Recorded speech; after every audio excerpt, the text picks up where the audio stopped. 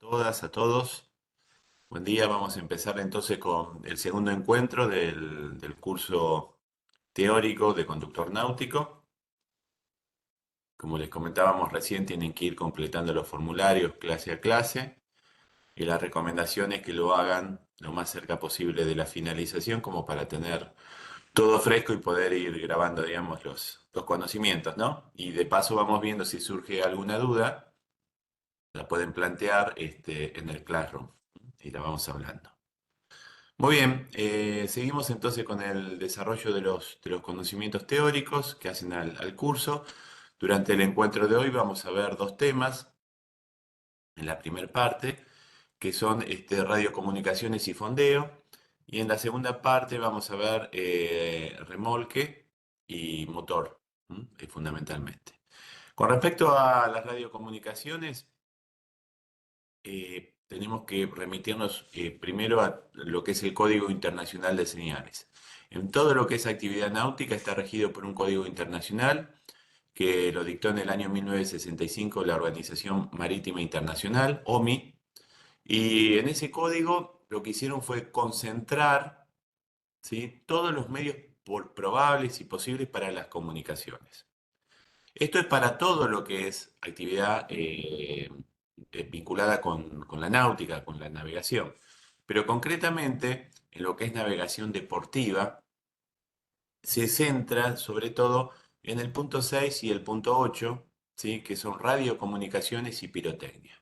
Existen otras modalidades, algunas de antigüedad histórica, como el uso de la codificación con el movimiento de los brazos, las banderas de una sola letra, el código Morse con destellos o con sonidos, la radiotelegrafía, pero para lo que es navegación deportiva, sobre todo radiocomunicaciones y pirotecnia. Como comentario aparte, les digo que de acuerdo al tipo de navegación que yo haga, aún siendo navegación deportiva, los requerimientos, las exigencias de pirotecnia van a ir en aumento. ¿Mm? No es lo mismo la pirotecnia que se exige para un timonel o un conductor náutico que la que se exige para un patrón, que hace navegación en el mar, ¿no?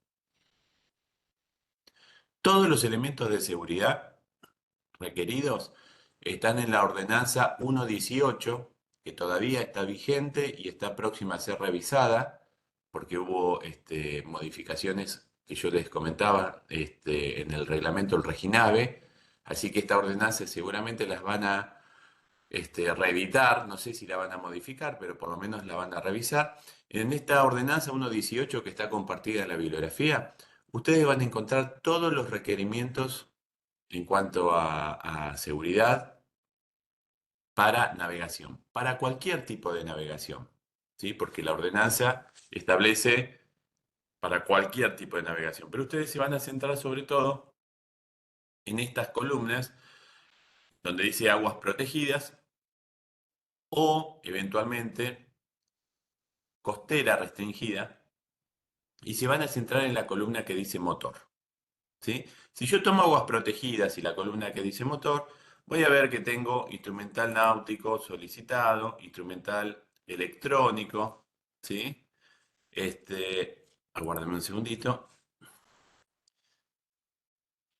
Y están establecidos todos estos requerimientos, ¿sí?, de acuerdo a los distintos tipos de navegación que yo haga. Ahora fíjense, si yo me fijo en este instrumental náutico electrónico, voy a ver que para todas las categorías náuticas, todas, oceánica, marítima y aguas protegidas, dice equipo de transmisión y recepción VHF. Sí, sí, sí. Y en las últimas, costera marítima, costera restringida y aguas protegidas, además de decir sí, entre paréntesis tengo un numerito 8. Cuando voy a la letra chica, ¿sí?, en el punto 8, esto yo lo recorté y lo pegué acá para que lo vean, dice, podrá ser reemplazado, o sea, el equipo, el VHF, por un equipo portátil HT. Un HT es un handy, también es VHF, ¿sí?, pero es de mano, lo que normalmente decimos handy o walkie-talkie. Y además agrega, en zonas de navegación restringida y aguas protegidas, restringida y aguas protegidas, puede ser reemplazado por móvil de telefonía celular con GPS, obviamente siempre y cuando esté garantizada la cobertura, ¿sí? de telefonía celular, de móvil, en la zona de navegación. Quiere decir que si yo voy a una laguna y tengo señal de celular o voy a un río y tengo señal, buena cobertura, puedo, ¿sí? Informar a la prefectura que voy a navegar sin VHF, que voy a navegar con el celular. ¿Mm? De no ser así, tengo la obligación de tener un equipo HT, un handy o un VHF, una estación fija, que esto es más que nada para los equipos, para las embarcaciones cabinadas, ¿sí? Donde el equipo está protegido y donde tengo también más espacio para disponer uno de estos equipos. Lo que estamos viendo acá es el interior de un velero. En el mamparo, digamos, de la mesa de navegación tengo dos equipos, aparentemente los dos son iguales, ¿sí? Pero seguramente no son los mismos. Probablemente uno sea un VHF y otro sea un HF.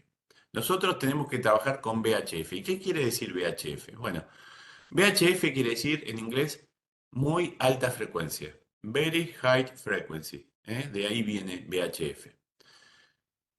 El principio es el mismo principio de cualquier transmisión de radio, ¿sí? Eh, Solo que es de alta frecuencia o de muy alta frecuencia, y es una frecuencia o una banda portadora sobre la cual se modula los sonidos, ¿sí? Se modulan los sonidos, y en este caso, las señales provocadas por la voz. La diferencia entre un equipo de estos, VHF, y un equipo de mano o un HT, VHF también, no es la alta frecuencia en la que transmiten, sino fundamentalmente el tipo de antena que poseen, ¿sí? Y la capacidad de transmitir en potencia dada por el banco de baterías que tiene. El equipo de mano, yo en mi mano tengo antena, ¿sí? Todo lo que es el panel para seleccionar los canales, las frecuencias. Y tengo también en mi mano, cuando tengo el handy, tengo también la batería.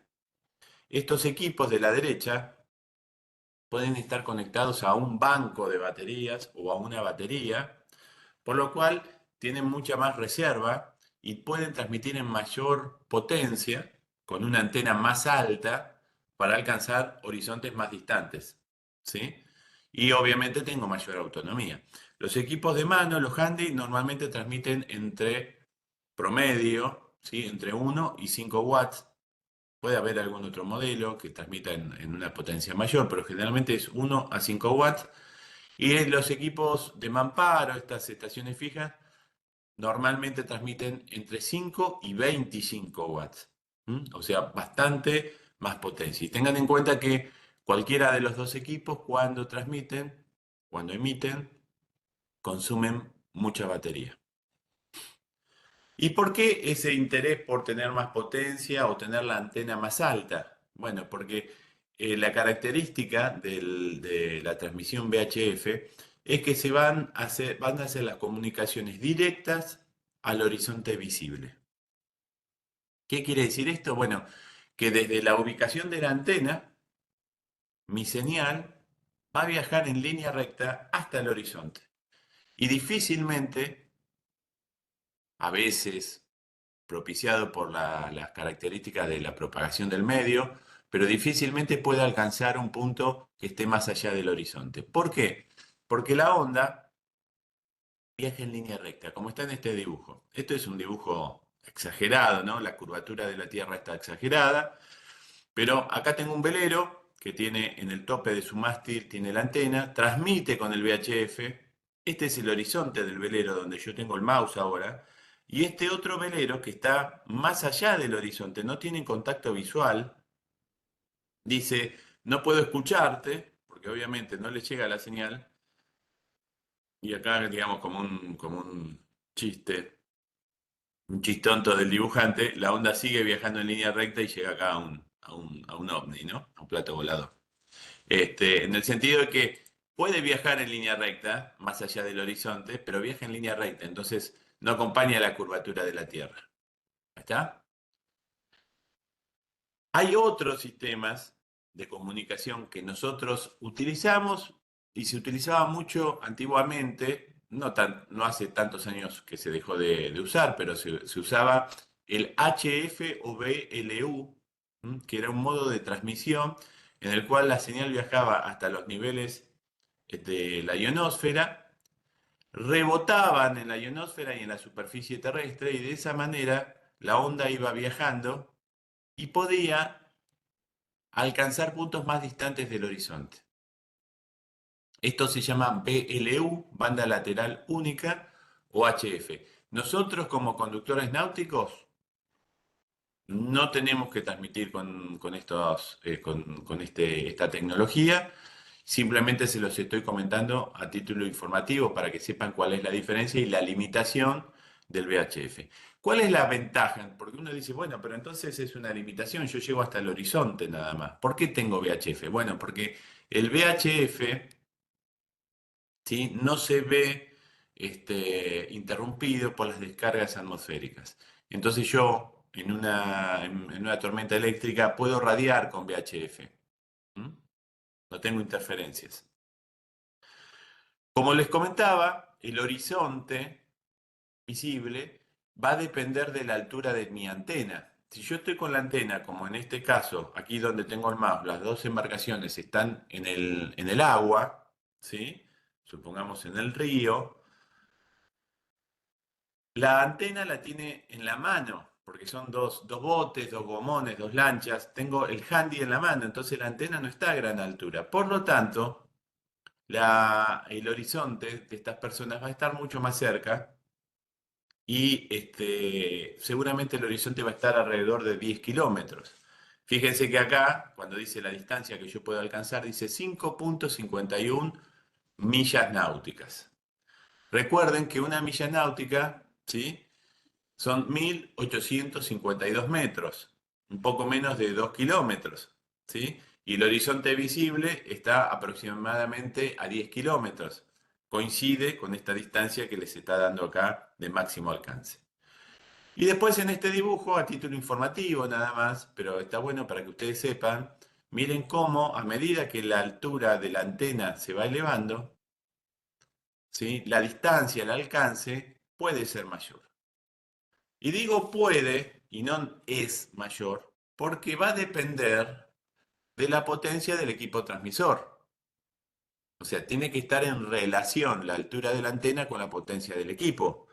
Porque yo puedo tomar un handy, subirme a un edificio de 60 pisos, pero no con eso puedo pretender alcanzar el horizonte visible. Tengo que ir aumentando la potencia. Por eso las estaciones fijas que van en los veleros, por ejemplo, que tienen a tope del mástil, como en este caso, miren, un palo de 30 metros, a tope tiene la antena, tienen un equipo que transmite, por ejemplo, en 25 watts, ¿sí?, y con un banco de baterías. Entonces eso permitiría, por ejemplo, desde el puerto de Ensenada, comunicarse con la antena de prefectura de Buenos Aires, de Dársena Norte, de algún puerto, ¿sí?, porque puede alcanzar casi 60 kilómetros.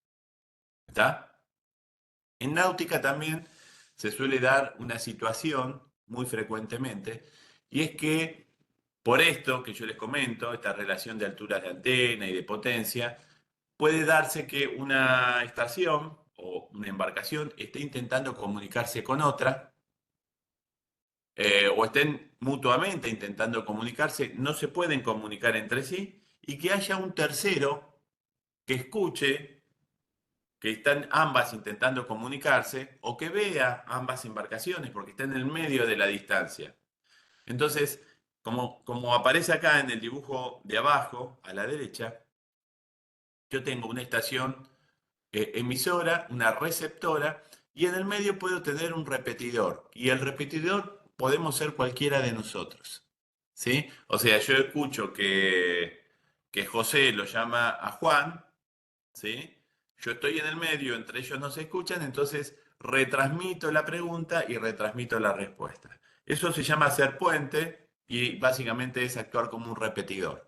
De esa manera yo podría alcanzar una distancia mayor del horizonte, porque voy transmitiendo el mensaje, un teléfono descompuesto, digamos, de estación en estación. ¿Se entiende? No se hace todos los días, pero es común hacerlo porque hay veces que yo estoy navegando, uno está navegando y ve las dos embarcaciones y entre sí las embarcaciones no se ven o no se escuchan. Entonces uno retransmite. Les decía entonces, dentro de lo que es el uso marítimo o la banda marítima, yo tengo dos posibilidades, HF o VHF. Nos vamos a centrar en VHF. Los equipos VHF pueden ser de distintas bandas. La banda marítima o marina opera entre 156 y 162 MHz. ¿Sí? VHF es desde 30 MHz a 300, pero solamente una banda de 156 a 162 está destinada para el uso marítimo. ¿Sí? Dentro de ese ancho de banda de 156 a 162 MHz, hay canales predefinidos. ¿Sí? Como canales, digamos que uno con una frecuencia ya determinada. Esa frecuencia puede venir configurada en el equipo ya, o puede ser que me vengan con la posibilidad de programar, por ejemplo, 5 o 10 canales, pero no la frecuencia determinada, y los tengo que programar yo.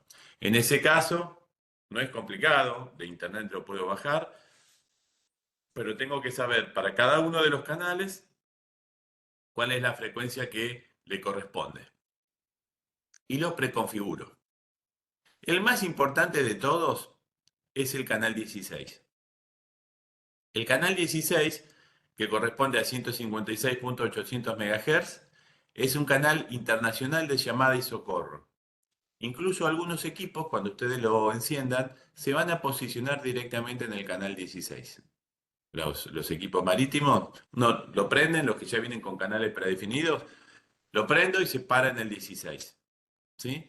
¿Por qué? Porque es el canal internacional de llamada y socorro. Todas las llamadas que son de emergencia, de socorro, de urgencia, de seguridad, ¿sí? Se realizan por ese canal. Y ese es un canal establecido a nivel mundial. Yo en cualquier lugar del mundo que esté navegando, me paro en el canal 16 y puedo pedir ayuda. Y por lo tanto es un canal que no tiene que ser utilizado para ningún otro tipo de comunicación. Luego tengo distintos canales y esto será parte del relevamiento que ustedes van a tener que hacer, porque no es que en todo el mundo, por ejemplo, en el canal 71 están los clubes náuticos. No, ¿sí? Eso lo tienen que relevar ustedes. Y de acuerdo a la zona donde van a navegar, también tienen que saber cuál es el canal en el que modula, ¿sí?, la prefectura local. Ese canal va cambiando, siempre monitorean en forma dual dos canales. El canal 16, obviamente, porque es el de, habíamos dicho, el de llamada y socorro, pero después tienen su canal para la comunicación diaria, ¿sí? Para los despachos de embarcaciones, las recepciones, para localizar embarcaciones o pedir información. Por ejemplo, en Ensenada, en la estación Monte Santiago, ellos están atentos al canal 16, ya dijimos para qué servía, y al canal 71. Entonces, cuando yo me voy a navegar, el informe de salida, el informe de arribo, o cualquier intercambio de información, lo hago por el canal 71. Si tengo una emergencia, me comunico por el 16. Para las comunicaciones de radio, estimo, bueno, ustedes ya han radiado, repaso, discúlpenme, a veces repaso yo y son contenidos que para ustedes son redundantes, ya los conocen, pero no está de más, lo paso rápidamente. El primero es que no se deben causar interferencias en otras comunicaciones. Las comunicaciones por radio no, digamos, eh, si yo estoy parado en el mismo canal, escucho la conversación que está en desarrollo. ¿Sí? Entonces no tengo que causar interferencias. ¿sí? Cuando me comunico con una estación costera, lo primero que tengo que hacer, bueno, establezco la comunicación, digo el motivo de la comunicación y después me ajusto a las indicaciones de la estación costera. ¿Sí? La estación costera está manejando el arribo de buques, está en conocimiento de cuestiones que yo seguramente no sé. Entonces, si me dice que espere, que me quede atento en la frecuencia o lo que sea, tengo que ajustarme a lo que la estación costera me indique. Las estaciones costeras pueden interrumpir comunicaciones en desarrollo entre buques, ¿sí? Está terminantemente prohibido transmitir sin antes identificarse. Lo primero que tengo que hacer es identificarme, tengo que decir quién soy, ¿sí? Y como consejo, siempre iniciar las llamadas en baja potencia, no solo por la calidad de la comunicación, sino porque muchas veces estamos a una distancia muy próxima y con la baja potencia ya es suficiente para poder desarrollar la comunicación y de esa manera estaría ahorrando mucha batería. ¿Sí? Mucha energía. Si no llego a comunicarme, recién en ese momento aumento la potencia.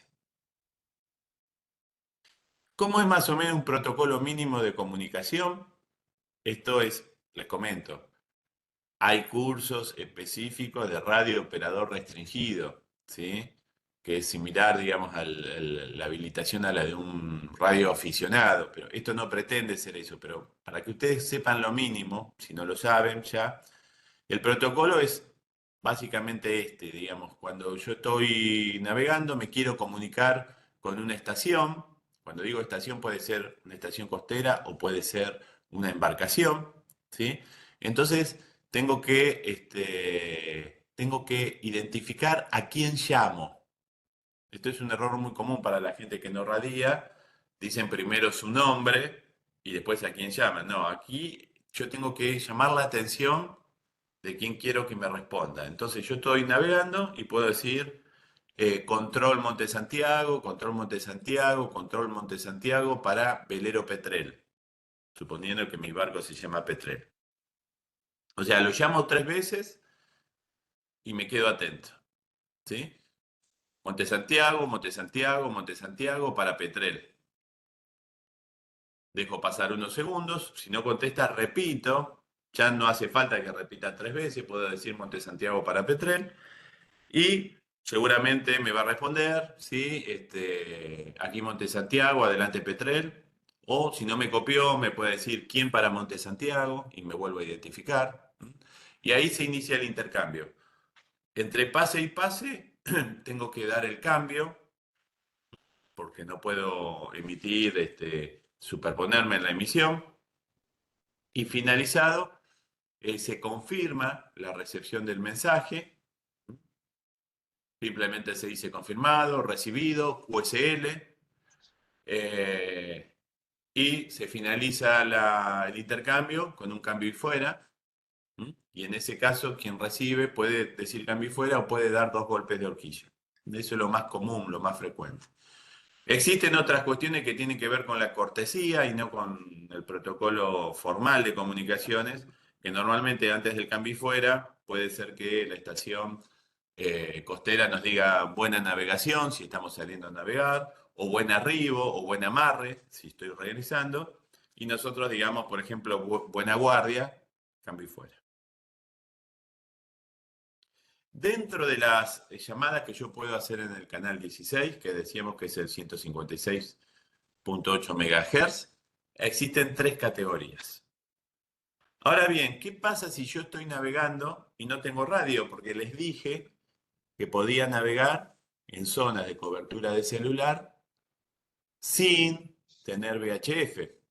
¿Sí? Eso es lo que establece la ordenanza. Bueno, si tengo celular, tengo 2 posibilidades. La primera es comunicarme al 106 de cobertura nacional desde cualquier teléfono, disco 106 y me puedo comunicar. ¿Sí? 106, emergencias náuticas. Yo lo que aconsejo es que si somos de la zona y navegamos siempre en el mismo lugar, además de tener el 106, que es un servicio de nivel nacional, tengamos el número de la guardia de la prefectura local. Va a ser mucho más directo, más sencillo y va a involucrar a menos cantidad de gente. Directamente la guardia local. Lo tenemos agendado en el teléfono y con eso y el 106 tenemos una doble posibilidad. ¿Cuáles son los mensajes de socorro, urgencia y seguridad que yo puedo radiar o que me pueden hacer que yo llame al 106? Bueno, por socorro, entendemos, sería el mensaje Mayday. Mayday. No es SOS, ¿sí? Ustedes habrán visto o verán en alguna película de náutica, inclusive. Antiguamente se usaba el SOS, ¿sí? Salven nuestras almas, quiere decir en inglés, Save Our Souls. Y Mayday es una palabra que se conformó, una expresión que se conformó en la Segunda Guerra Mundial. No es ni francesa, ni inglesa, ni española, ¿sí? Es como una deformación de una expresión francesa, un pedido de ayuda, me dé, que la deformaron, Mayday, y no, en realidad es el equivalente al socorro, al SOS antiguo. Se utiliza tanto en navegación por agua como por aire, ¿sí? Y esto se radia solamente cuando existe un peligro grave e inminente para la embarcación y que pone, o si no, para la vida de alguno o todos los tripulantes, ¿sí? El peor caso sería en una embarcación si me estoy hundiendo. Pero también si hay alguna persona a bordo, ¿sí? Que tiene un peligro, aunque la embarcación esté segura, o aunque el resto de los tripulantes estén seguros, si hay una persona que corre riesgo su vida, corresponde radiar un Mayday, ¿sí? Van a ver que dice por tres, en Pan Pan también dice por tres y en Segurité también dicen por tres. ¿Por qué? Porque ahora les voy a contar cómo se radían. Pero cuando yo radío, tengo que repetir 3 veces. Mayday, Mayday, Mayday, velero Petrel, Mayday. Si radío Pan Pan, tengo que decir Pan Pan, Pan Pan, Pan Pan, velero Petrel, Pan Pan. ¿Y en qué caso radío Pan Pan? Bueno, el anterior era porque corría riesgo la vida o la integridad de la embarcación, peligro grave e inminente, ¿sí? Es el SOS. El pan pan es cuando yo estoy en una situación de urgencia, puede ser una situación muy urgente, ¿sí? Que tenga que ver con la seguridad del barco, o de las personas a bordo, pero que no hay riesgo por el momento para la vida de los tripulantes. Eso no quita que esté en una situación de urgencia yo, ¿sí? Normalmente es un mensaje que solamente transmiten quienes están muy entrenados, digamos, y están manejando una situación de urgencia a ellos, porque la mayoría de los navegantes deportivos directamente ante un peligro radian Mayday, ¿sí? No está mal. El pan pan es un mensaje que, por ejemplo, como dice acá, tengo el timón trabado. Bueno, puede ser un desperfecto grave que me pone en una situación de urgencia, pero que incluso que puedo necesitar asistencia, puedo necesitar ayuda, pero que no corra riesgo mi vida. Se me trabó el timón, no puedo navegar, me quedo fondeado, tengo roto el timón y bueno, me van a tener que venir a buscar. Entonces corresponde un pan pan. No es un Mayday, porque no me estoy hundiendo, no me estoy muriendo, tengo comida a bordo, ¿sí? ¿Se entiende? También puede ser por una situación de pam pam, cuando yo quiero que estén atentos a mí, pero que no necesito una evacuación. Pongamos que, no sé, estamos navegando y me patino en la cubierta, algo muy común, y me fisuro un hueso, ¿sí? Nada, me recuestan ustedes, me acomodan un poco y radian, ¿sí? Avisando que hay un tripulante que quizás cuando arribemos va a necesitar ayuda, pero no necesito que me evacúen en un helicóptero, o me vayan a buscar en una lancha, ¿se entiende? Ustedes van rumbo al puerto, entonces radian. Lo que corresponde ahí es un pam pam. Y el segurité son todas las comunicaciones que hacen a la seguridad en la navegación. Y acá pueden surgir muchas situaciones, desde elementos flotantes en el río, avistaje de una fauna que no es propia del lugar, por ejemplo, una ballena en el Río de la Plata, o incluso en los canales estrechos, cuando los buques van a navegar, van a ocupar el canal, y posteriormente cuando lo liberan, radian un segurité.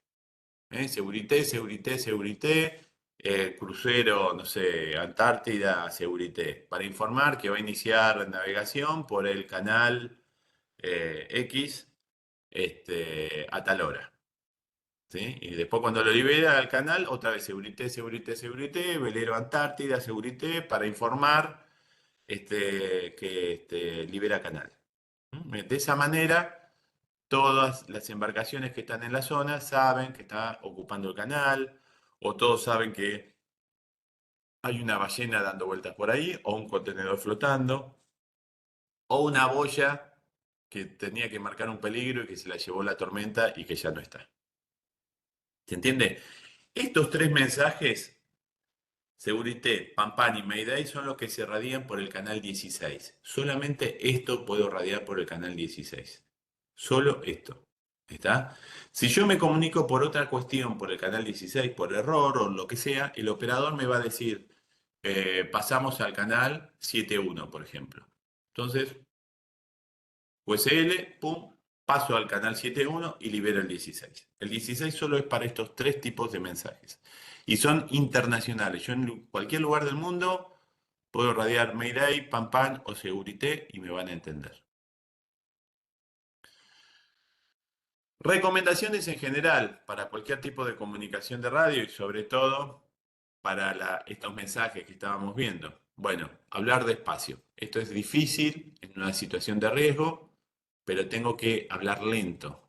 Tengo que pensar que la persona que me está recibiendo el mensaje, que está recibiendo mi mensaje, no es puede ser cualquier embarcación, puede ser un pescador que está en la zona, ¿sí? Porque estos mensajes, Mayday, Pam y Segurité, no se emiten desde el barco a Prefectura de Monte Santiago. No, se emiten en broadcast, o sea, yo digo Mayday, Mayday, Mayday, velero Petrel, Mayday, estoy radiando a todos los que escuchen. Todos los que navegan tienen la obligación de estar escuchando el canal 16. Ustedes también, si tienen radio. Entonces, pueden escuchar a otra embarcación que está en emergencia. Entonces, esta embarcación no está con un lápiz y un papel, porque están pescando, porque están navegando, o están comiendo, o están descansando. Entonces, hablen despacio, denles tiempo, que tomen nota, si es que se puede. Siempre es importante identificarse, necesario, cuando empieza la transmisión. Y en cualquiera de los mensajes, lo primero que tengo que dar en forma clara y lo más preciso posible, mi ubicación. Porque si se corta la comunicación, Mayday Velero Petrel en proximidades de la boya Houston, por ejemplo, y se corta. Bueno, ya está. Alguien, si escuchó, lo primero que escuchó fue mi posición. Me tiene que ir a asistir. ¿Sí? Hay que evitar localismos. Localismos son no decir, qué sé yo el otro día le decía, no comentar, estoy frente a lo de la parrilla de Pepe, porque si hay un navegante que no es de la zona, no me va a poder asistir. Sí, puedo dar referencias geográficas, sí, puedo dar indicaciones, boyas, sí. Lo más apropiado sería dar latitud y longitud, lo más exacto, pero a veces no se puede por la urgencia. ¿Sí? Es muy importante decir el número de personas a bordo, ¿m? Muy importante eso, y la naturaleza de la emergencia también. ¿Sí? O sea, ¿por qué estoy radiando? O sea, Mayday, Mayday, Mayday, velero Petrel, Mayday, en inmediaciones de la boya Hilton. Eh, Somos 6 tripulantes, estamos abandonando la embarcación porque nos hundimos. Entonces, quien asiste ya sabe que son 6 tripulantes, que es un velero, que se llama Petrel, dónde está y que se está hundiendo, porque puede ser que tenga, no sé, una persona con un ataque cardíaco, puede ser que tenga un lesionado por quemadura, un rumbo en la embarcación y que le esté entrando agua. Entonces, ya saben cómo prepararse para ir a buscarlos, para asistirlos, cuántos son, ¿sí? O eventualmente recibirlos en puerto con algún equipo especial. Si alguien de otro barco, cualquier estación que recibe un mensaje de Mayday, ¿sí? O de Pam Pam, tiene que acusar recibo, ¿sí? Tiene que acusar recibo. No puede ignorar el mensaje. Acusar recibo es dialogar, darle el recibido. Esto, además de ponerme en marcha a mí en el operativo de asistencia, de rescate, también, ¿sí? Le da un plus, una sobrevida, una tranquilidad al que está dispuesto, por ejemplo, a saltar al agua y radia y no sabe si alguien recibió su mensaje. Entonces ya sabe que lo recibieron, que lo van a ayudar y eso, digamos, psicológicamente tiene un efecto muy positivo. Si yo recibo el mensaje, estoy obligado, si lo escucho al mensaje, estoy obligado a actuar. Una es responder, otra es retransmitir a prefectura si estuviera por ahí, y la otra posibilidad es asistir al lugar. ¿Sí? Estoy obligado, si no es abandono de persona. En esta imagen vemos una cartilla que nuclea distintos códigos de señales. No los tienen con usted que como conductor náutico aprender, ¿sí? Simplemente les comento que es útil que lo tengan en la embarcación. El código de banderas de una letra que aparece acá está prácticamente tendiendo al desuso, se sigue enseñando, ¿sí? En las academias militares, en los institutos de navegación, pero está prácticamente en desuso. Luego tenemos el código Morse, que es útil, ¿sí? Obviamente se puede transmitir de muchas maneras, ¿sí? Lo más interesante, quizá lo más necesario, es que todos sepamos cómo se transmite en Morse un SOS, ¿sí? Fíjense la S, la O y la S. Tres puntos, tres rayas y tres puntos. Estos puntos pueden ser sonidos o pueden ser luces. Yo puedo una linterna prenderla y obturando y abriendo la luz, puedo transmitir tres destellos cortos, tres destellos largos, tres destellos cortos y estaría transmitiendo un SOS. ¿Sí? A su vez, cada una de las letras se le identifica a nivel internacional con una palabra. Esto es así en todo el mundo. Cuando yo digo alfa, estoy diciendo A. Si digo bravo, estoy diciendo B larga. Charlie, la letra C. ¿Sí? Entonces, en algunas zonas, sobre todo las zonas marítimas, cuando ustedes navegan, los operadores de las estaciones de guardacosta marítimos que están acostumbrados a radiar con barcos de altura, que hablan otros idiomas, ¿sí? De otras banderas, los barcos suelen pedir que utilicen el alfabeto fonético para deletrear, por ejemplo, su apellido o el nombre de la embarcación. Si ustedes tienen un apellido complicado, cada vez que salgan, le van a pedir probablemente que lo deletreen. Y yo no digo con B de burro, con A de alfabeto, tengo que saber esto, es lo apropiado. Yo tengo un apellido complicado, entonces siempre que salgo, termino deletreando mi apellido. Siempre, me lo piden siempre. Mínimamente tengo que saber el apellido mío y el nombre de la embarcación o tenerlo anotado en un papelito. ¿Sí? Por ejemplo, náutica sería November, Alpha, Uniform, Tango, India, Charlie, Alpha. ¿Sí? Les comento, esto es una recomendación, está en uso, está vigente, se los pueden pedir, pero no se los van a pedir en el examen de conductor náutico. ¿Sí? Existe otra posibilidad de comunicación radial, que es el código Q. Tampoco se lo van a pedir como conductor náutico, pero ¿por qué se lo doy? Porque bajan la lancha quizás en Necochea para navegar y el operador de Necochea, de Mar del Plata, les pide algo con código Q, como me ha pasado a mí. QTH, QTI, QTJ me dice. Y le digo, qué me está diciendo? Bueno, QTH me pide la posición, QTI me pide la velocidad, QTJ, perdón, QTI me pide el rumbo, QTJ me pide la velocidad. Yo le contesto y me dice QSL. QSL me está confirmando la recepción. ¿Sí? Este código Q es un código también desarrollado durante la Segunda Guerra Mundial, y apunta a minimizar el desarrollo de las preguntas. ¿Sí? Por eso era Q, porque se usaba sobre todo en forma interrogativa. Entonces, viene de question en inglés, la Q. Entonces, QTH era ¿dónde estás? ¿Cuál es tu posición? ¿Mm? Entonces, en lugar de preguntarle cuál es la posición en forma larga, radiaban por Morse o por radio QTH.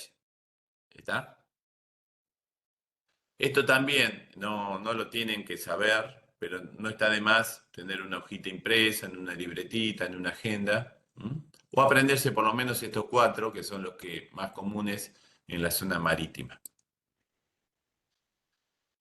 Existen otras posibilidades de comunicación, que están siendo desarrolladas muy rápidamente en los últimos años. De hecho, ya podemos tener en el mar hasta comunicaciones de banda ancha y de banda ancha en un barco, ¿sí? Con internet, con muchas posibilidades de satelitales, pero de todas la más importante en realidad es todo lo que es lo que se llama PLB, ¿sí?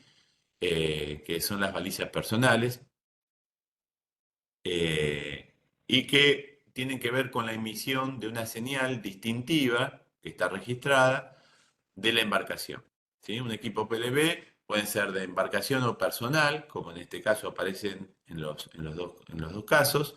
Emite una señal de radio que es tomada por un GPS, y esa señal de radio es retransmitida a un centro de rescate, ¿sí?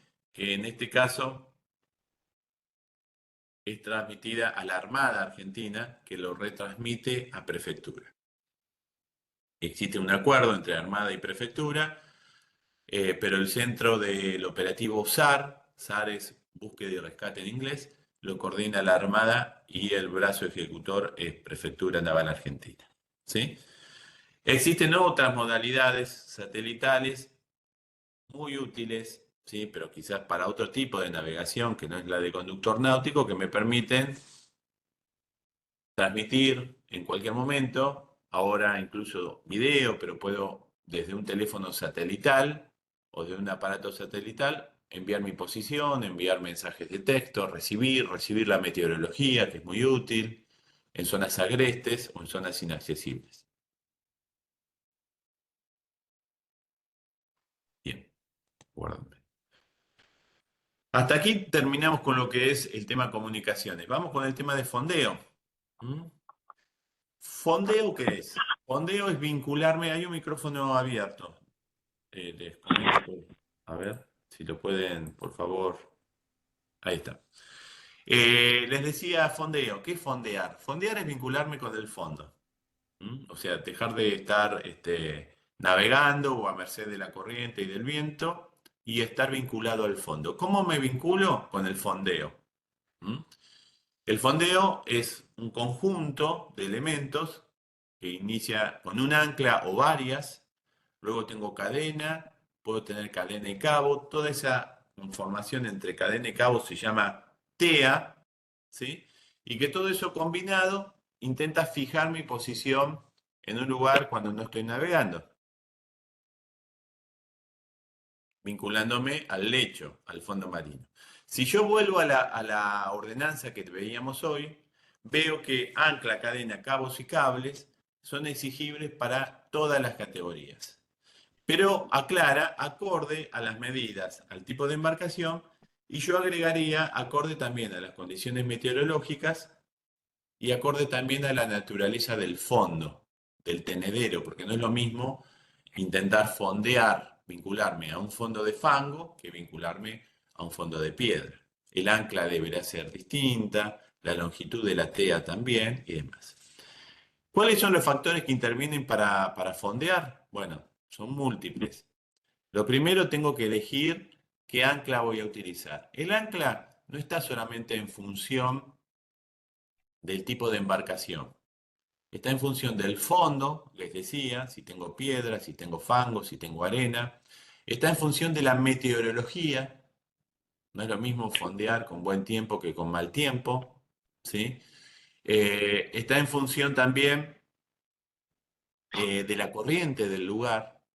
Son múltiples los factores. Entonces, en función de eso, yo tengo que configurar lo que es el fondeo o la línea de fondeo, que es el ancla por un lado y por otro lado la tea, que está conformada por cadena y cabo, toda por cadena o toda por cabo, que es la línea que me une del ancla o las anclas, porque pueden ser más de una, al barco. Luego tengo que elegir dónde fondear. Yo no voy a fondear en cualquier lado. ¿Cómo lo elijo? Bueno, son múltiples los factores. La profundidad, ¿sí? La naturaleza del fondo, el abrigo que da el puerto. El abrigo es en función de los vientos del lugar, de la dirección de las olas, ¿sí? Hay puertos que me protegen de los vientos del norte, pero son muy abiertos hacia el sur. Entonces, si viene viento del sur, tengo que buscar abrigo o protección en otro fondeadero, ¿sí? Luego tengo que elegir, de acuerdo a la condición, cómo va a ser la maniobra para fondear. Si voy a fondear con un ancla, con dos anclas en bigote o barbas de gato, o dos anclas engalgadas, ¿sí? Y obviamente estar siempre atento a las condiciones meteorológicas, ¿m? Porque eso va a ser crítico, digamos, en el comportamiento de la embarcación en la tormenta. Luego tengo distintos tipos de anclas, ¿m? Todas útiles. No es que hay una buena y una mala, depende de la embarcación, depende del fondo y todas las cuestiones que yo les comenté antes. Eh, la más utilizada en provincia de Buenos Aires es este ancla que figura acá, que se llama Danforth. El ancla Danforth es muy utilizada porque, además de ser efectiva, no es que las otras no sean efectivas, las otras son muy efectivas, por ejemplo, este ancla Bruce es muy efectiva, la CQR también, pero además de ser muy efectiva, permite estivarse, permite este brazo, esta parte central, esta planchuela, pivotea, baja y queda entre las dos uñas. Con lo cual, en una altura muy pequeña, yo puedo superponer una o dos anclas, protegerlas con un trapo, ponerlas dentro de la embarcación en una caja de anclas para que no golpee el casco y trasladarlas con mucha comodidad. Estas otras anclas no son articuladas, no son fáciles de estivar y tienen muchas puntas y filos, con lo cual para un gomón, un semirrígido o una embarcación menor pueden ser un peligro para el casco o para la tripulación. ¿Se entiende? Por eso es muy usada el ancla tipo Danforth. Hay un micrófono abierto, chicos. Yo no sé quién puede ser. Le pido que lo chequeen, por favor.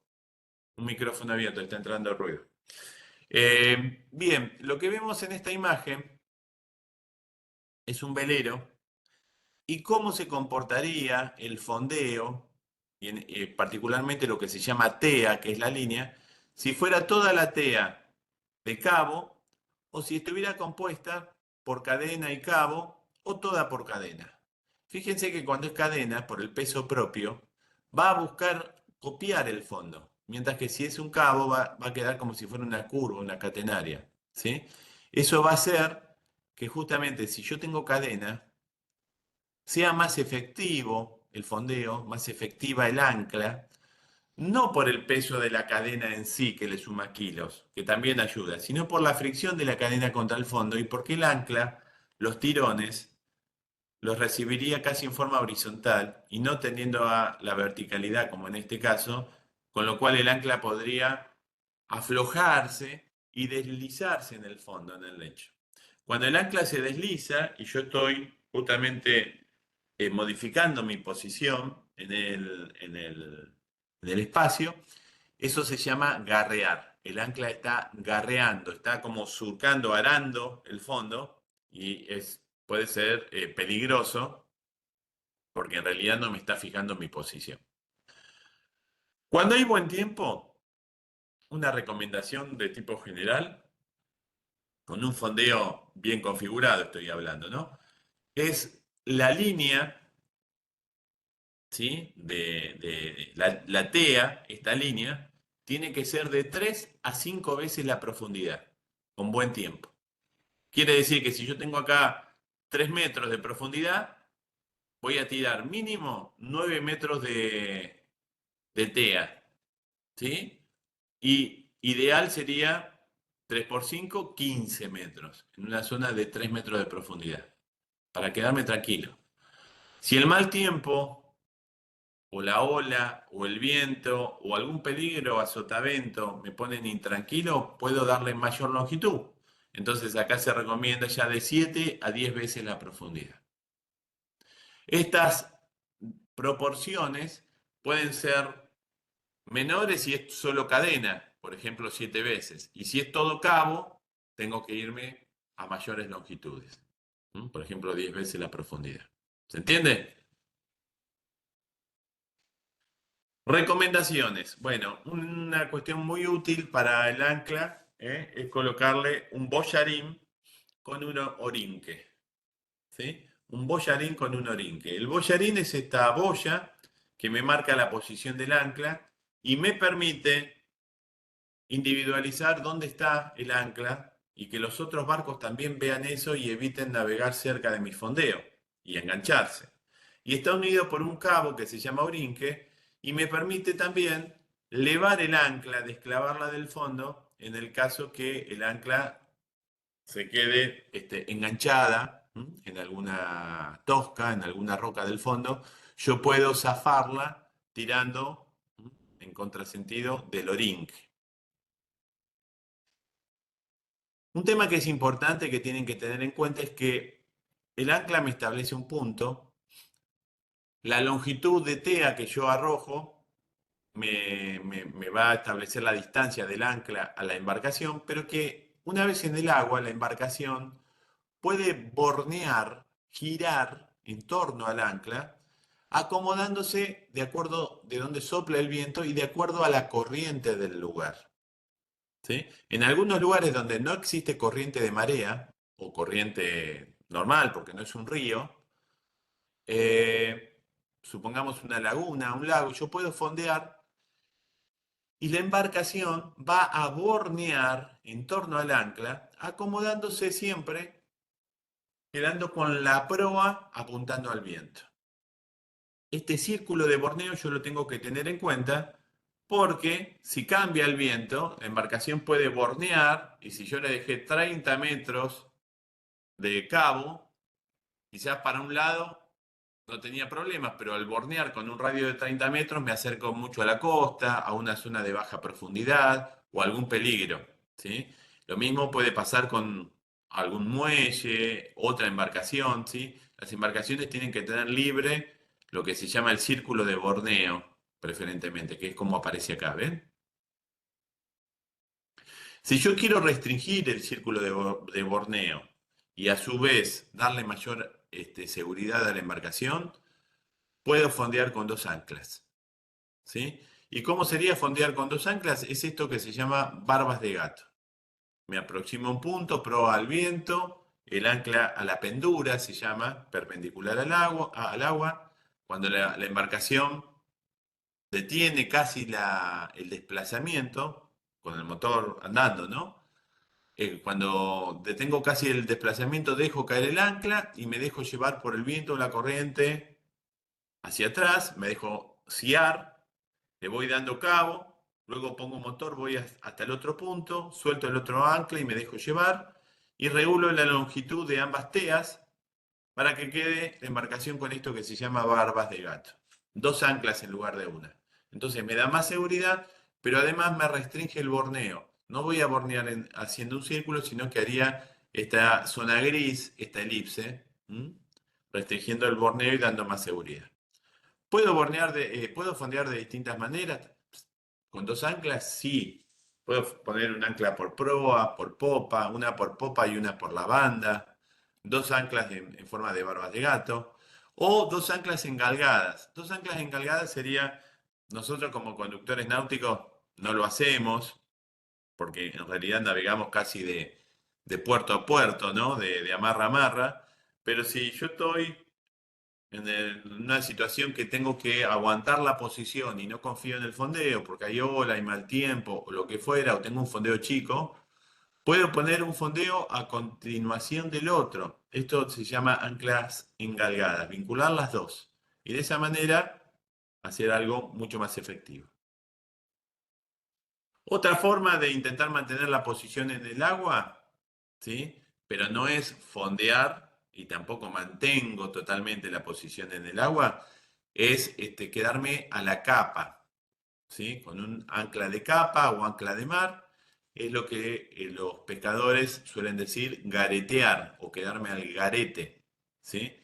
¿Esto qué es el ancla de capa o ancla de mar? Es como un bolsón, incluso lo improvisan a veces con los bolsones de arena, que tiene un orificio, ¿sí? En su parte posterior, generalmente una abertura tipo un aro metálico puede tener, ¿sí?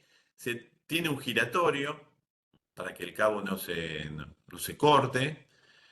La embarcación no está vinculada al fondo, pero como el viento lo va a batir, para disminuir el abatimiento, el desplazamiento producto del viento, dejan caer este ancla de mar o ancla de capa, en este caso está tomada por el medio de la borda, ¿sí?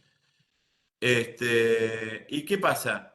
El viento intenta abatir la embarcación y esta bolsa empieza a trabajar como un paracaídas que lo va frenando, ¿sí? En su abatimiento. No se desplaza tan rápidamente. No quiere decir que no se desplace, pero intenta mantener la posición, ¿sí? Muchas balsas salvavidas tienen pequeñas anclas de capa justamente para que intentar mantener la posición y que el viento no los lleve del lugar del siniestro a donde van a ir a asistir, ¿no es cierto? Se puede utilizar de muchas maneras, en los veleros para detener la velocidad o para mantener la proa al viento si yo arrojo el ancla de capa por proa. ¿Mm? Y es básicamente una bolsa de tela, como si fuera una especie de gran paracaídas. La fuerza que hace esta bolsa, si hay mucho viento, es grande, ¿eh? Y es difícil de traer. Por eso, en este caso, para traerla, fíjense que tiene otro cabo aquí atrás con una boya flotante y lo traen desde acá, cerrando el paracaídas. Porque si yo la intento tirar desde acá, desde este cabo, traigo el paracaídas inflado, con agua. Si tiro del otro cabo, lo cierro y lo traigo sin agua, como en esta foto. ¿Sí? Bien. Empezamos ahora con la segunda parte. ¿Cómo venimos hasta acá? ¿Bien? Vamos a arrancar con algunas cuestiones de motor. ¿Sí? Recuerden que esto lo van a tener en los formularios también. Con motor, siempre comento lo mismo. Nosotros son muchos los contenidos que tenemos que ver. Cuando vemos meteorología, no vamos a ser meteorólogos. Cuando vemos motores, no vamos a ser mecánicos. Pero sí tengo que tener los rudimentos mínimos básicos para poder hablar el lenguaje náutico, para poder elegir un motor e incluso para hacer una primera asistencia mecánica y eso va a depender de ustedes, tienen que conocer su motor, tener herramientas mínimas y repuestos mínimos, porque cuando estén en el agua van a depender de ustedes inicialmente. ¿Tá? Y el conductor náutico depende mucho del motor. Los veleristas tenemos la chance de, el motor nos falla, ponemos una vela y el viento nos lleva. Pero acá estamos con el motor, ¿sí? Por eso es tan importante también el tema del fondeo que muchos no le dan mucha atención al fondeo, pero si yo tengo un problema en el motor, tengo que fijar mi posición primero, antes de intentar solucionar el desperfecto. Los motores, de acuerdo a su ubicación con respecto al casco, se pueden clasificar fuera de borda, o sea, fuera del casco, borda es el borde del casco, dentro y fuera de borda, o esto que sería, tengo una parte adentro del casco y una parte afuera, y totalmente internos. Los motores internos están justamente alojados, son intraborda, están alojados dentro del casco y a través de un eje realiza la transmisión del movimiento hasta la hélice, que es la que produce la impulsión. Las versiones más comunes, diésel y nafta, pero puede haber motores eléctricos también. Los motores dentro o fuera de borda, estos son más comunes en lo que son yates. Es algo así como un motor interno, toda la parte gris y verde de la foto estaría dentro del casco. Y tienen algo parecido a una pata de un motor fuera de borda con la hélice. ¿Eh? No tienen la línea de eje como el otro, o si la tienen en la pata, digamos, pero el comportamiento es más parecido a un fuera de borda. También pueden ser diésel o nafteros, y los motores más comunes para lo que son conductores náuticos son los motores de este tipo, los motores fuera de borda, ¿sí?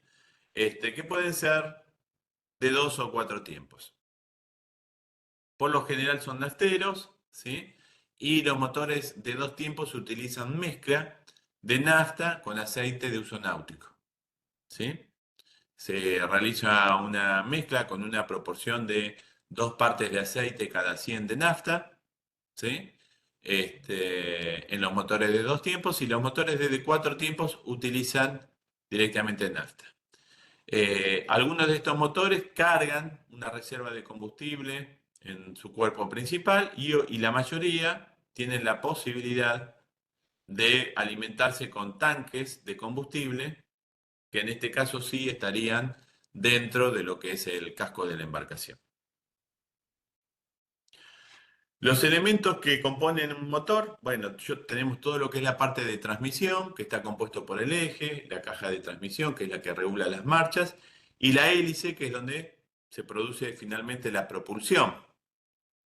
El eje es un elemento lineal que vincula justamente la caja de transmisión con la hélice, y es un punto importante porque la línea de eje en los motores internos va a atravesar el casco y lo va a atravesar por abajo de la línea de flotación. Entonces es un punto de control y de inspección permanente porque puede ingresar agua por ahí.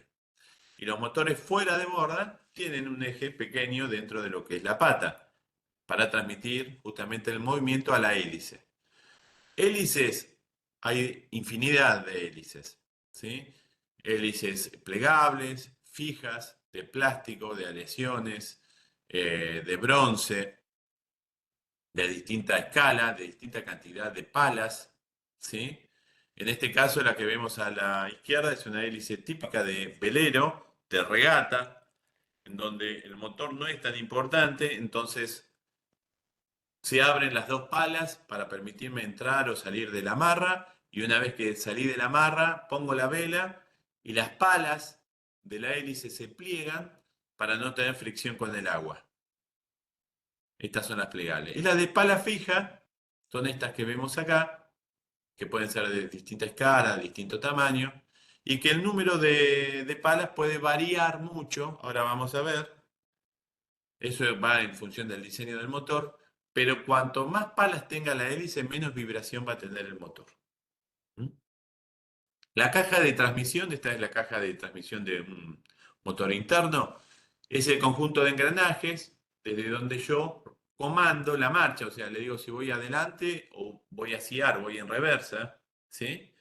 Y en función de eso y del diseño que tenga el motor y las hélices, voy a generar el giro de la hélice hacia un lado o hacia el otro. Con lo cual voy a ir finalmente en avante, hacia adelante, o voy a ir en reversa, siando, se dice. ¿Eh? Ese sentido de giro me genera la propulsión a través de la hélice, ¿sí? Que tiene distintas partes, distintas características que ahora vamos a ir viendo. Lo primero de la hélice, lo que les comentaba, yo veo una hélice o veo estos motores que aparecen acá con dos palas, las hélices, con tres y con cuatro, sin conocer el motor, yo puedo ya deducir que voy a tener menor vibración con la de cuatro palas si la comparo con la de dos palas. ¿Por qué? Bueno, porque la hélice realiza un efecto de aspiración y de expulsión que es mucho más continuo, homogéneo, cuanto mayor sea el número de palas que yo tenga. ¿Sí? Esto, por ejemplo, tengo motores fuera de borda, tengo acá una hélice seguramente de un motor interno, de un yate, ¿sí? Y esta de abajo, que tiene, no sé, 14, 16 palas, es seguramente la de una moto de agua, ¿sí? En donde el flujo de agua es mucho más un efecto de jet, digamos, ¿no? ¿Cómo se vinculan las palas al eje? A través del núcleo, ¿sí? A través del núcleo. Están vinculadas y pueden estar vinculadas de distinta manera. Nosotros normalmente están vinculadas a la hélice en forma fija, pero sepan que pueden venir regulables con tornillos en donde yo le cambio el ángulo de ataque al agua y con eso le cambio el paso. Existen hélices de paso fijo y existen hélices de paso variable. Si yo le cambio el paso, lo que estoy haciendo es que la hélice tenga mayor o menor roce con el agua, produciendo, en función de eso, haciendo más o menos fuerza, que se va a traducir en un mayor o en un menor avance. La hélice al girar en el agua y en el sentido de avance va a generar un helicoide, ¿sí? En una vuelta completa va a ser como un helicoide, y eso es lo que llamamos, esa distancia en horizontal en el sentido de avance es lo que llamamos paso. Si lo comparamos con un bulón, con un tornillo, vieron que tenemos de distintos tipos de paso en lo que es la rosca. Bueno, la hélice en el agua va dibujando un helicoide como si fuera una rosca de acuerdo al paso que tenga. A su vez, va a tener un diámetro exterior que la va a describir a la hélice y algo que es muy importante desde el punto de vista del manejo, va a tener un sistema, un sentido, perdón, de giro la hélice cuando yo le diga vamos hacia adelante, que no es el mismo en todos los motores.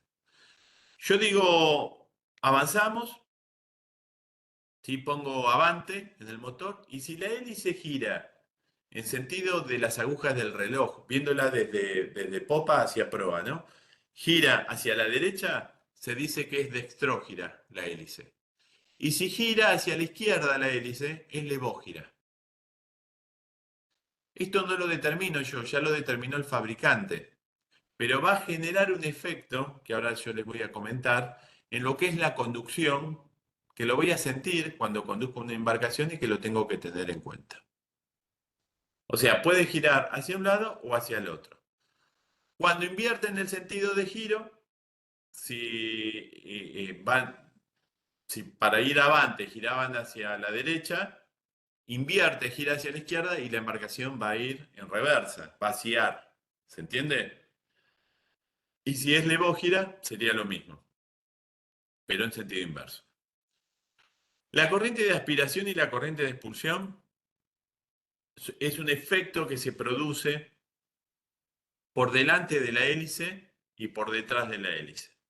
Una vez que la hélice entra en régimen, ¿sí?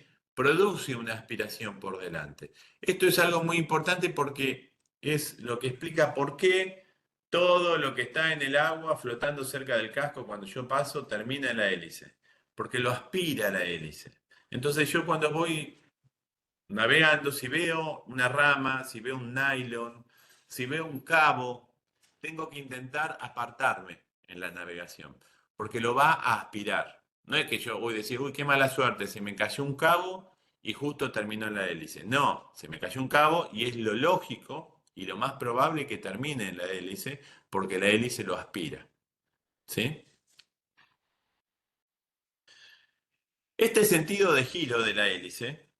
Perdón, en esta foto se ve bien clarito lo que yo les decía que era el tema de la helicoide, ¿eh? De esta especie de rosca que dibuja la hélice al avanzar, y la distancia entre estas crestas, por ejemplo, es lo que podemos llamar paso de la hélice. El sentido de giro de la hélice, ¿sí? Si es destrógira la hélice, como en la mayoría de los motores, cuando yo pongo avante, gira hacia la derecha la hélice, va a generar un efecto que va a ser sensible solamente, principalmente cuando empieza la navegación, que se llama rabeo. El rabeo es el movimiento de la popa, hacia una banda o hacia la otra, cuando yo empiezo a navegar. ¿sí? ¿A qué me refiero? Supongamos que estoy flotando en un espejo de agua y pongo avante de golpe. La embarcación no sale limpia hacia adelante, hace como un movimiento lateral, como si dijéramos colea, ¿sí? Se va a la popa hacia un lado y después recién sale hacia adelante la embarcación. Esto es más sensible si yo le doy un golpe fuerte de motor en lugar de empezar a hacerle de a poco. ¿Y por qué es esto? Bueno, esto se llama rabeo. Yo no sé de dónde viene la palabra rabeo, pero la asocio con el movimiento del rabo de un perro, ¿sí? La cola, porque es la popa de la embarcación la que se mueve. Y si la hélice es dextrogira, la popa se va a ir hacia la derecha, hacia el lado que gira la hélice, y la proa se va a ir al lado contrario. Va a ser un pequeño giro, una pequeña caída a la embarcación antes de ir hacia adelante. Y si la hélice es levógira, el movimiento va a ser a la inversa. O sea, la popa se va a ir a la izquierda, a babor, y la proa va a caer a estribor. Es una pequeña caída antes de empezar el movimiento. Esto es el primer movimiento de la hélice, produce un movimiento en el casco. Una vez que se produce el efecto que yo les decía antes de aspiración y de expulsión, ahí es cuando la embarcación empieza a ir hacia adelante. Pero en el primer golpe de motor, rabea, se mueve. Esto, como dice acá, es un efecto que algunos navegantes de yates utilizan para virar, para girar la embarcación en lugares muy cerrados. Le van dando golpes de motor pequeños, ¿sí? Avante neutro, avante neutro, avante neutro. Entonces la popa de a poquito se va moviendo, ¿sí? Hacia, por ejemplo, estribor y la proa hacia babor, ¿sí? Ese efecto se llama rabeo y es una fuerza lateral que aparece y es sensible sobre todo cuando empieza a girar la hélice. Otro efecto que puede aparecer es la cavitación, que ustedes, si trabajan con bombas, ¿sí? Habrán escuchado alguna vez esta expresión en las bombas, que cavitan las bombas. Bueno, en el motor, los motores náuticos, decimos que el motor cavita cuando por un exceso en la velocidad de giro de la hélice, que puede ser producto de la corriente o puede ser producto de que la hélice sale del agua, se acelera en el aire y vuelve a ingresar, producto de una ola que la embarcación salta, entra con gran velocidad la hélice en el agua y al entrar la hélice gira a gran velocidad y genera burbujas de aire por la presión que realiza el filo en el agua. ¿La ven las burbujas? Y si la hélice queda en un gran conjunto de burbujas de aire, se acelera, se sobreacelera la hélice, aumentando la cantidad de burbujas y además no produce el efecto de aspiración y de expulsión porque no está traccionando sobre el agua, sino que está traccionando en aire. Con lo cual yo estoy en la embarcación y voy a sentir que el motor aumenta muchísimo las revoluciones, comienza a vibrar y la embarcación no avanza, porque quedó la hélice como prisionera girando en estas burbujas de aire. Bajó el rendimiento. ¿Qué tengo que hacer? Rápidamente lo desacelero. Al bajarle las vueltas, la hélice se libera de las burbujas de aire y empieza otra vez a traccionar. Y otra vez vuelvo a acelerar y sigo navegando. Esto se llama cavitación. Como todo motor, tengo que estar atento a las fallas, me tengo que familiarizar a la atención mecánica ligera, a los primeros auxilios, ¿sí? Lo más común cuando yo estoy navegando, bueno, estar atento a todo lo que es el arranque, ¿sí? Todo lo que son conexiones, lubricación, preparación de la mezcla, refrigeración. Y es muy frecuente en los motores náuticos, como refrigeran por agua, la mayoría, no todos, pero la gran mayoría, que se tapen los filtros por basuras, ¿sí? Entonces eso lo tengo que revisar en forma periódica. Otra cosa importante es el correcto ajuste o trimado de la pata del motor. ¿Mm? Fíjense en estos dibujos. En este caso, la pata estaría mal trimada, la hélice me levanta la popa y me hunde la proa. En este otro produce el efecto contrario, me hunde la popa y me levanta la proa. Y en este está bien trimada, bien ajustada, de manera que el ángulo de la pata sea perpendicular al agua cuando yo estoy navegando. Cuando estoy navegando, ¿eh? No cuando estoy sin desplazamiento.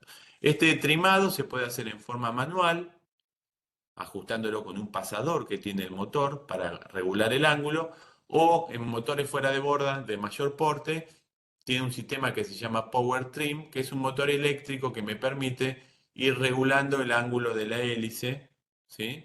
Ajustándolo para obtener un mayor rendimiento.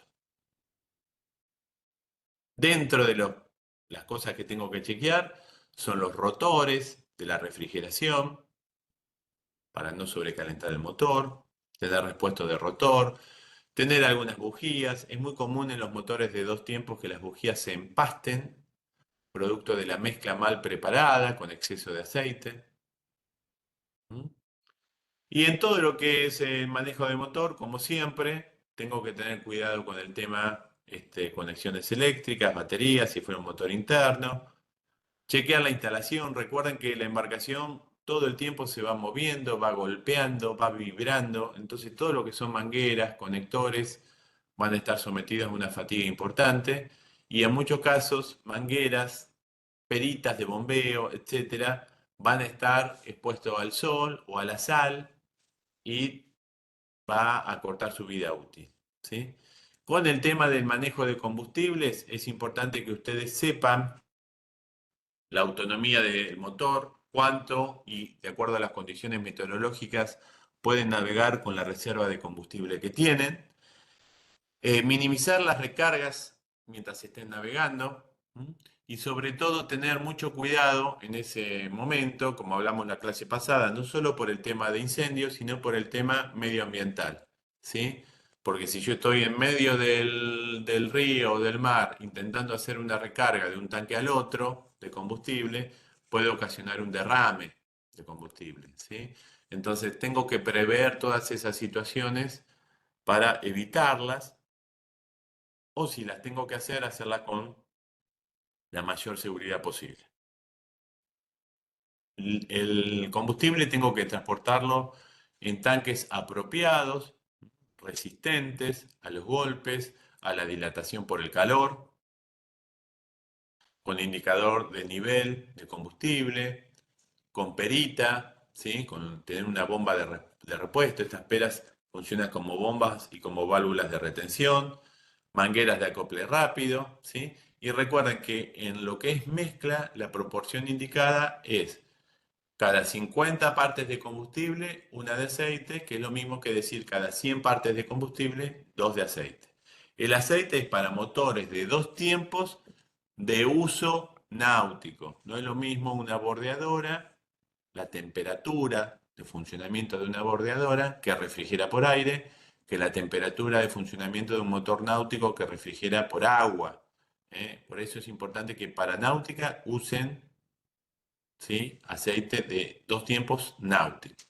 Estos son repuestos más comunes, accesorios que puedo tener a bordo, mangueras, peras, acoples, válvulas de venteo, bomba manual, que son los que suele fallar, o los filtros de combustible, que también suelen dar problemas. ¿Sí? Dentro de lo que es el manejo de una embarcación, ya sea motor o a vela, un tema muy importante que yo tengo que tener en cuenta, que lo vamos a ver en la práctica, es el círculo evolutivo o el diámetro táctico, se le llama, es cómo responde la embarcación al timón. ¿M? ¿Qué distancia yo necesito, qué radio para poder virarla, para poder maniobrar? Esto me va a facilitar el conocimiento y la maniobra en lugares restringidos o incluso la realización de la maniobra de hombre al agua. ¿Sí? La maniobra de hombre al agua es la maniobra que tenemos que conocer y practicar y que nos va a servir no solo para sacar un hombre del agua, sino que lo vamos a hacer en forma repetida, también para rescatar elementos que caigan al agua. ¿sí? No solamente un hombre. Cualquier elemento que perdamos, lo tenemos que hacer. Si fuera un hombre al agua, tengo que dar la voz de hombre al agua. Intentar separarle la hélice, porque es un producto de riesgo, ¿sí? La hélice. Para eso caigo con la proa hacia la banda donde la persona cayó, intentando separarle la hélice. Arrojo elementos de flotabilidad que tengan, salvavidas, circulares, un bidón vacío, lo que tenga, arrojo, porque además de dar flotabilidad, marcan la zona en donde la persona cayó, porque la persona se puede sumergir y yo perder la referencia, o dejar de verla por la altura de las olas. Tengo que intentar mantener todo el tiempo el contacto visual con el caído. Algunas aplicaciones de GPS me permiten marcar el punto para mantener las coordenadas. Y tengo que iniciar la maniobra que de acuerdo a las condiciones de viento y de ola crea que es la más rápida, la más eficiente. Cuando estoy cerca de la persona para levantarlo, tengo que poner el motor en punto muerto sin detenerlo para que la hélice no gire y de esa manera no cortar a la persona, no lastimarlo. Y tengo después que subirlo a bordo, preferentemente por la línea de crujía. Lo más fácil suele ser por popa, pero es toda una maniobra que hay que practicarla y conocerla porque si no la practico, quizás al subir una persona a bordo termino dando vuelta a la embarcación. Una vez que está la persona a bordo, chequeo que no haya nada en el agua, inicia otra etapa, que es el primer auxilio, la reanimación de la persona, etcétera, la asistencia. Chequeo que no haya nada en el agua, ningún cabo, ningún salvavidas, nada que yo le haya arrojado, y recién en ese momento doy avante con el motor. Y ahí terminaría la maniobra de hombre al agua. Esa maniobra la vamos a practicar cuando hagamos el encuentro presencial. Yo les decía, inicio la maniobra que elija para hombre al agua. Las maniobras típicas son, justamente conociendo el diámetro evolutivo, es hacer un 0 o hacer un 8. Lo importante es que en ambas maniobras yo tengo que llegar lo más rápido posible a la persona y tengo que quedar proa al viento. Proa al viento y a la ola, de frente al viento y a la ola. ¿Sí? Acá vemos las dos, estas son círculos, esta es un 8 o una elipse, pero siempre, ven, busco terminar la maniobra al lado de la persona caída con la embarcación de proa al viento. Al lado de la persona caída con la embarcación de proa al viento. Una vez que estoy cerca de la persona, bueno, empiezan distintas situaciones. Si es de noche o con poca luz, puedo prender una bengala, ¿sí? En ese caso, estaría avisando también al resto de las embarcaciones que estoy rescatando una persona, ¿sí? Es importante, yo les decía, que conozcan o sepan o vean cómo subir una persona, si está consciente, si está inconsciente, si el casco es estable o no, si puedo poner una escalerilla o si puedo a través de un cabo armar alguna especie de escala para que pueda subir, ¿sí? Y algo muy importante, nunca retroceder a buscar la persona, nunca siar. Yo me alejo y llego de proa a la persona y pongo en neutro el motor. ¿Sí? No doy reversa, porque si doy reversa, me acerco con la hélice y el efecto de succión va a ser que la persona termine en la hélice lastimada. Me alejo, le alejo la hélice y regreso de proa y pongo neutro el motor. Estas son maniobras extremas que yo les quería mostrar, ¿eh? Atarse a la embarcación, esto es más para los veleristas, pero bueno, sirve para demostrar que lo peor que puedo hacer es separarme de la embarcación. Otras maniobras que tienen que conocer y van a variar de acuerdo a la zona en la que ustedes van a estar o van a navegar. Ahora estamos viendo maniobras, ¿no? Es la maniobra de amarre. Este es un múltiple amarre. Lo importante es que ustedes sepan que para darle estabilidad a la embarcación, si la van a dejar mucho tiempo en un lugar, tienen que triangular con los cabos. Tienen que intentar generar triángulos. Fíjense acá la cantidad de triángulos que yo puedo contar o descubrir, porque es la figura indeformable, el triángulo, ¿sí? Entonces, en este caso, ponen entre embarcación y embarcación defensas, que son elementos inflables, y se llaman abarloar, poner banda por banda. ¿Sí? Quizás no es lo ideal porque al estar abarloados, si hay ola, los cascos pueden tender a chocar entre sí, pero tengo que protegerlos. Si yo me amarro a un muelle o un elemento flotante, tengo que tener boyas o un palo, algo que me separe de ese elemento flotante, porque si no voy a estar con el casco todo el tiempo golpeando la embarcación.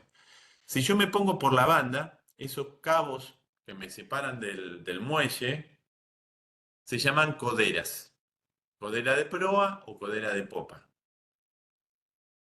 Y contrariamente a las coderas, aparecen los largos. Fíjense que este principio de triangular es usado para una lancha como para un crucero. Es el mismo. ¿Eh? Me separo con las coderas o con un ancla inclusive, me puedo separar, y me acerco con los largos. Si hay pronóstico de mal tiempo, si hay olas, si me voy a quedar mucho tiempo, tengo que intentar triangular. Entonces triangulo complementando los largos con los sprints y en forma perpendicular con lo que se llama través. Esto sería un amarre completo y una embarcación lo más firme posible. Un dato no menor a tener en cuenta y que puede variar, que nosotros en la provincia de Buenos Aires no le damos tanta importancia, pero por ejemplo si estuviéramos en la Patagonia le tendríamos que dar mucha importancia, es la amplitud de marea. ¿Sí? La amplitud de marea hace que si yo estoy amarrado a un muelle que no es flotante, tengo todo el tiempo que estar controlando la longitud de estos cabos, porque puede bajar la marea 5 metros y el bote, la lancha o lo que sea quedar colgando. Distinto es si yo me tomo de elementos flotantes que flota la marina junto con mi barco. Entonces una vez que me amarré, ya no tengo que ajustar nada más. Una situación muy común, también una maniobra bastante común navegando, es vararse. Bueno, al vararse lo primero que tengo que hacer es intentar salir en sentido inverso al que yo me varé.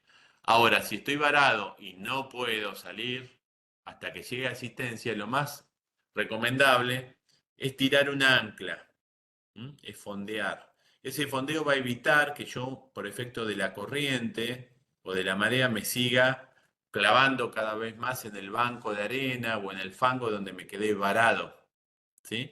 Y a su vez, si yo estoy anclado, cuando la marea sube, al flotar a un nivel más alto, el fondeo va a tirar hacia atrás a la embarcación, intentando desclavarla del bajo en el que se encuentra.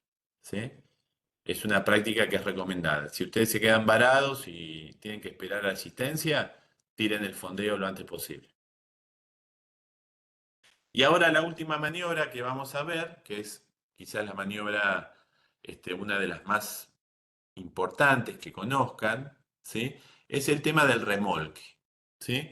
El remolque, en algún momento ustedes van a remolcar a otra embarcación o los van a remolcar a ustedes, ¿sí? Existen remolques improvisados, o sea, estoy pescando, veo que alguien necesita ayuda y le hago un remolque, o remolques planificados, o sea, por ejemplo, che, nos donaron una lancha, ¿dónde está? En tal club, bueno, hay que traerla, no tiene motor, ¿cómo la traemos? La traemos a remolque, listo.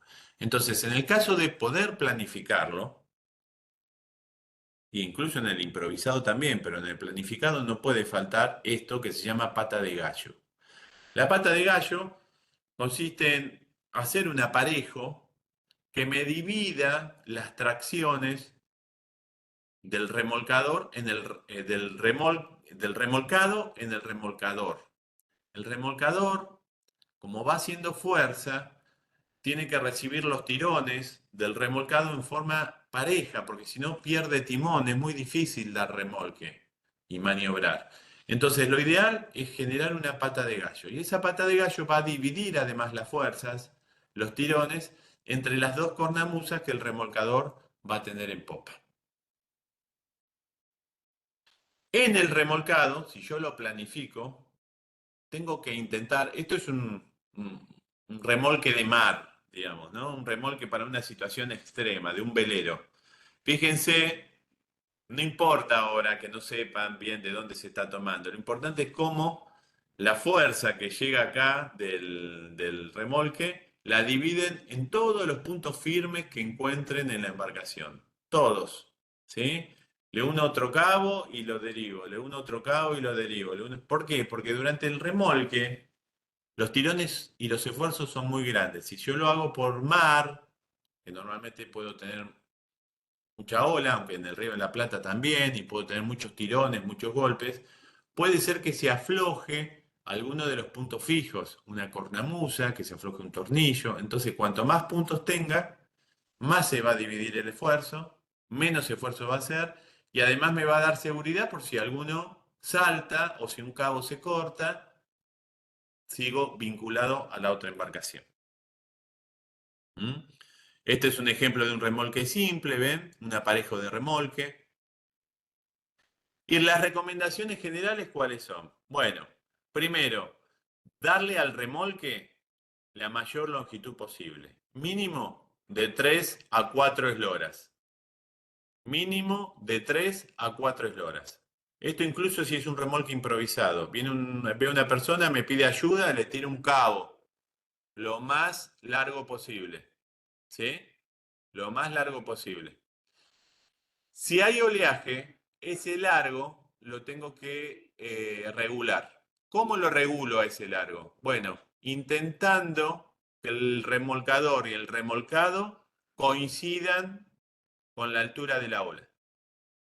Esto es difícil de hacer, pero más que nada apunta a que si el remolcado llega a barrenar una ola, se puede ir encima del remolcador. Entonces hay que darle buena longitud e intentar que coincidan, como en este caso, y si no se puede, darle más longitud al remolque para que estén bien distanciadas.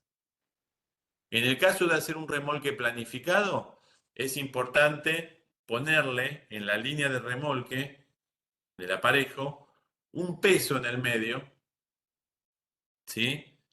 Para que el cabo tenga cierta resistencia y no tenga tantos chicotazos por los golpes con las olas.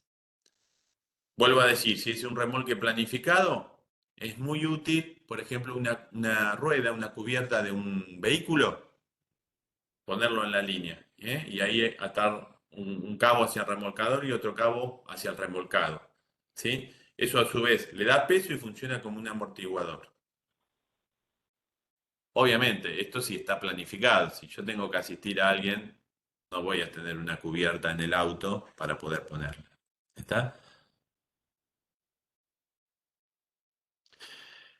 El remolcado y el remolcador tienen que intentar maniobrar lo menos posible y si tengo que cambiar el rumbo, tengo que hacerlo suavemente porque el remolcado no puede copiar con mucha precisión el rumbo del remolcador. Entonces, el remolcador tiene que hacer todas las maniobras bien suaves, bien amplias, intentando mantener el cabo de remolque tenso todo el tiempo.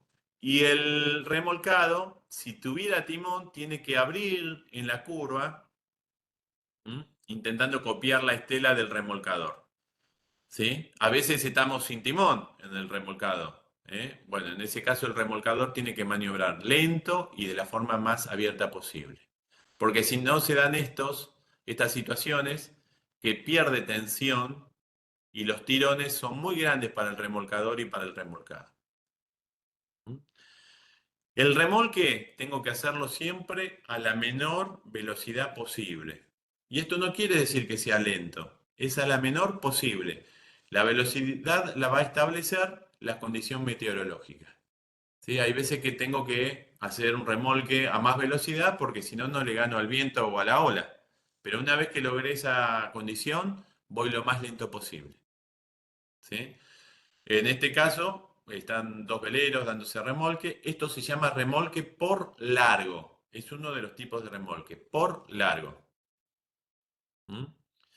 Acá veo lo que yo les decía, esta longitud no es lo suficientemente larga, la lancha pega una virada de golpe, entonces fíjense, la lancha tiene la línea de crujía en este sentido, la línea de remolque está en este otro, la crujía del barco está en este otro, ¿sí?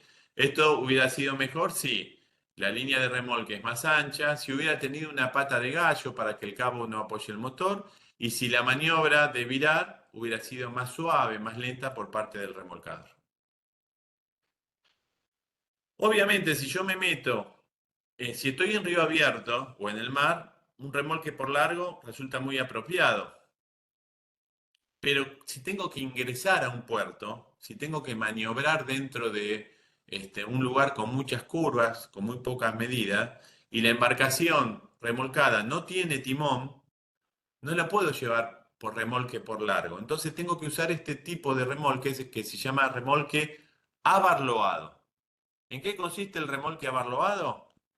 Me pego banda con banda. ¿Vieron cuando recién veíamos las embarcaciones abarloadas en la amarra? Pongo elementos de protección que son defensas, uno las dos embarcaciones con cabos y entonces las hermano a las dos embarcaciones y una le presta a la otra el timón y la propulsión, digamos. ¿Sí? En este caso, la embarcación naranja, el remolcador, está llevando a este velero que no tiene probablemente timón, ¿sí? Entonces lo abarló para poder maniobrar y poder dejarlo dentro del puerto sin golpear en los otros barcos. Esta es otra modalidad de remolque. Acá puse fotos históricas. No quiere decir que hoy en día no se haga, pero me gustaban las fotos históricas para mostrarles de dónde viene.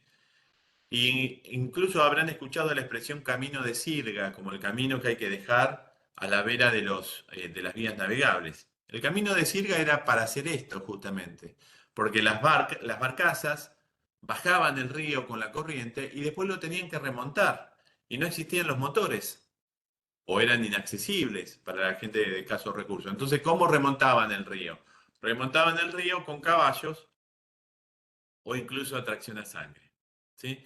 Este remolque se llama remolque por sirga. Siempre que yo tracciono algo que está en el agua desde la tierra, es remolque por sirga. Lo puedo hacer yo a pulso, lo puedo hacer con caballos, lo puedo hacer con un tractor, lo puedo hacer con un vehículo cualquiera o con un tren, con un ferrocarril. ¿Sí? Eso se llama remolque por sirga, desde la tierra a algo que está en el agua. ¿Mm? Y luego tengo el remolque por empuje. Típico remolque por empuje es el remolque de las barcazas que transportan productos del agro. ¿Mm? Pero también se puede dar por empuje entre embarcaciones deportivas, ¿sí? Sobre todo cuando estoy en espacios muy reducidos o cuando hay una emergencia y, por ejemplo, una embarcación se va a las piedras y la otra maniobra rápido, se interpone y la separa empujándolas, ¿sí? Más allá de que después hagan un remolque por largo. O sea, el remolque por empuje yo lo puedo dar en una situación, empujarla a la embarcación para separarla, ¿sí? Entonces, fíjense, yo tengo remolque por largo, abarlobado, por sirga y por empuje, ¿sí? Cuatro posibilidades de remolcar una embarcación. Bueno, y con esto terminamos los contenidos de la clase de hoy. No sé si tienen alguna consulta, algún comentario. Dejo de compartir.